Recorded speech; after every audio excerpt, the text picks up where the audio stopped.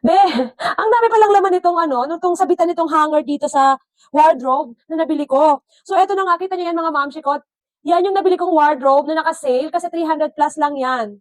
Yan, meron na nga siyang lagayan dito sa taas. Yan, pwede mong lagyan ng mga damit mo dyan. At ang nagustuhan ko nga dito, yan, meron siyang hangeran, lagayan ng mga nakahanger na damit. Tapos dun sa baba, yun, pwede mo ring lagyan ng mga iba mo pang mga damit, mga moms. Tapos ang cute nga nito kasi yan, pwede mo pang isaray ang ganyan mga momshi ko. Yan, di ba? O, di ba? May zipper kasi yan, mga besh. So yan, kita nyo yan. Si-zipper nyo lang yan dito sa ilalim.